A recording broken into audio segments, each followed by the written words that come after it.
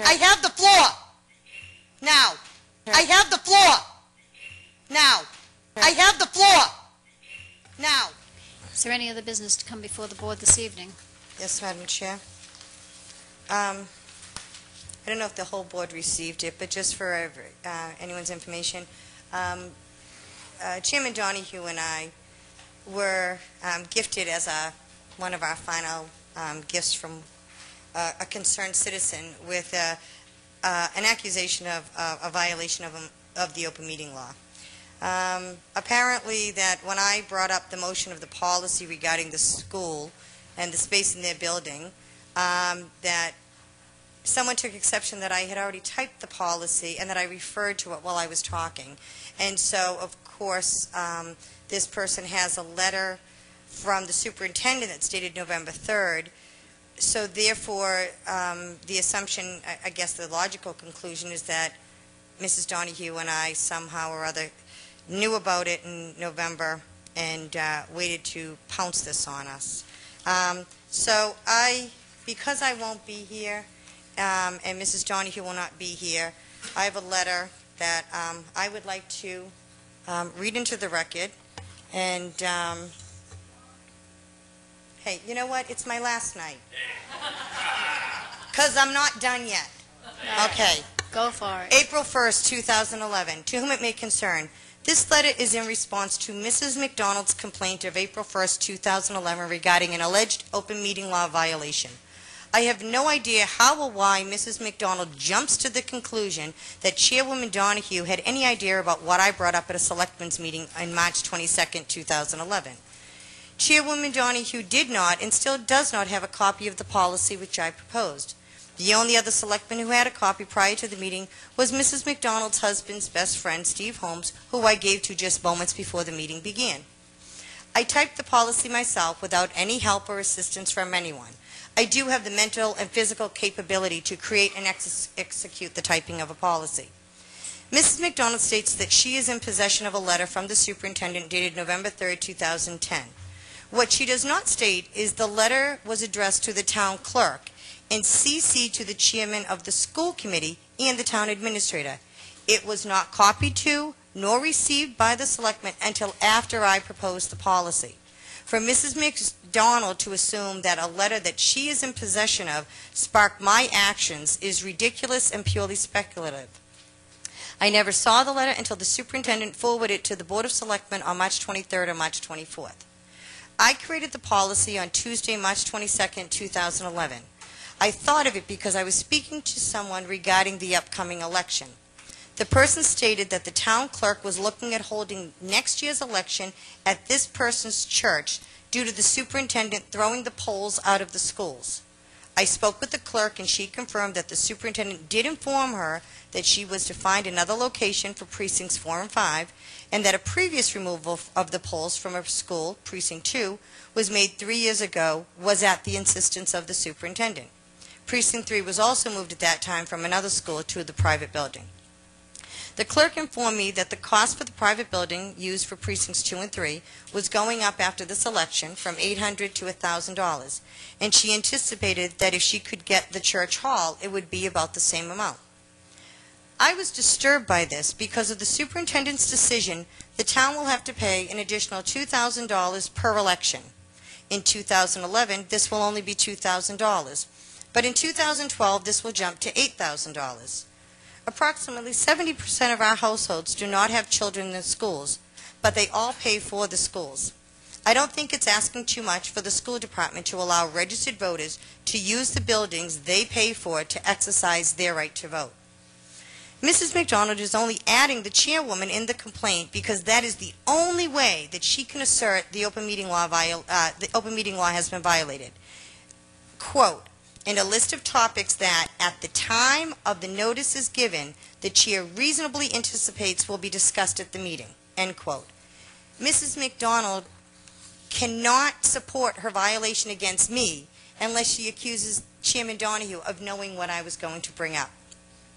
I believe that Mrs. McDonald is only making this allegation because neither Mrs. Donahue nor I are seeking re-election, and our term is over April 5th. Chairman Donahue publicly stated at several meetings that she has been very mindful of the open meeting law requirements, canceling meetings if proper notice was questioned. This was because a previous board was cited by the DA for 14 violations during a preliminary screening process for a new hire because the then chairman did not announce the board would be acting as a preliminary screening committee. I contend that Mrs. McDonald filed the complaint for political reasons, as she has no basis for such an allegation. Last year, days before the local election, a friend of Mrs. McDonald's filed a defamation lawsuit against me and a previous selectman who lost his bid for re-election. Mrs. McDonald has a history of using the public records law as a tactic to tie up employees and attack public officials. She has apparently adjusted her final attack at me and the chair by using the open meeting law. Mrs. Donahue has done an admirable job as the chairman. Mrs. McDonald is simply trying to undermine us as we leave office. There will be no apologies, for none are owed. We did nothing wrong.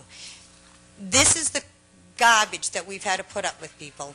And I have at the end that I have a place, I will be signing this, and I will have a place for Mrs. Donahue to sign if she chooses, because this will be our last meeting, and we're not leaving it to another board to answer for us. That being said, I got one more thing.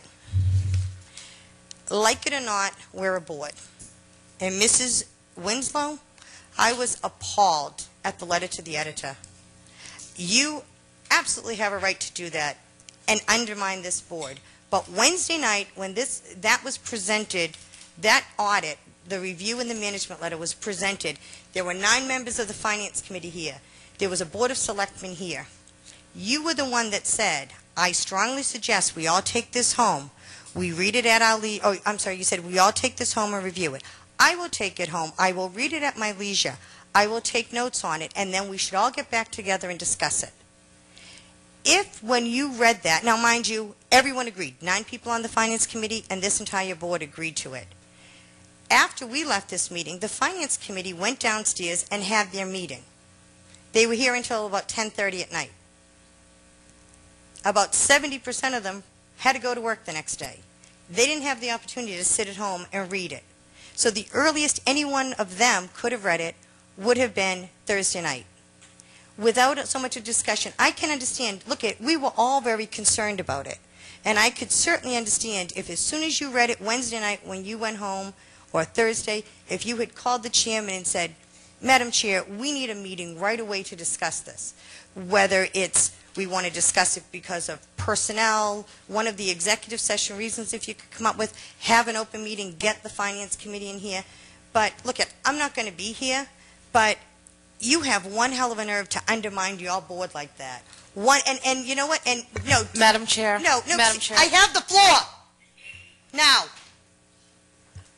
I don't care. You will sit there and say, I have every right, blah, blah. I don't care. What I'm saying, it was at your recommendation that we all sit, we all review it.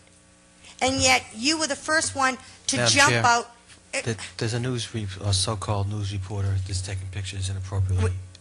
I'd ask the gentleman to step back and not take any. Excuse me, sir. I think the chairwoman expressed herself earlier. And excuse me. Excuse me. Please, this is my last meeting. I'd like to go out quietly. And I think that we should go out quietly at this point in time. I do understand, Mrs. Ekstrom. Well, there will be 2 new people on this board. And if this board doesn't start, and I'm talking not just specifically you, but you know what? When something is brought to Mr. Andrews, you can go and discuss something with him, give him advice, give him an opinion, but if anyone's going to be directing Mr. Andrews to do or not do something, it better be by a vote of the board. Because just for the people's information out there, for the people's information out there, people are wondering why Chief Stanley hasn't signed. Guess what? They have an agreement. I don't know the specifics of it, nor is it my business. But I will tell you right now that the reason why it hasn't come forward is because this board, there is not a vote of this board. They cannot say that the majority of this board will vote for him. So let me tell it to the people out there, anyone who's out there that wants Chief Stanley, you better let the 3 remaining members of this board know, and you better let the 2 newcomers, whoever they are, know, because if not, there won't be an agreement. But it's done. So this whole thing about, whether or not he'll take it, is it too much money, is it not enough money, that's all worked out. And yet, we're going to be holding what is going to be done by whether these people will support it. And I think they have to just decide up or down. So that's all. Thank you. Thank you. I'm glad that's Madam all. Chair, Thank has Mr. Andrews, I haven't heard that, have you got an agreement with Chief Stanley?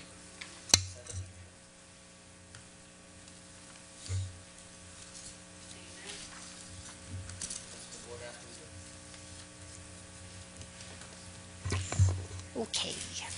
Motion to adjourn. Let's have a motion to adjourn. Motion to adjourn. Thank you. Thank you very much. All in-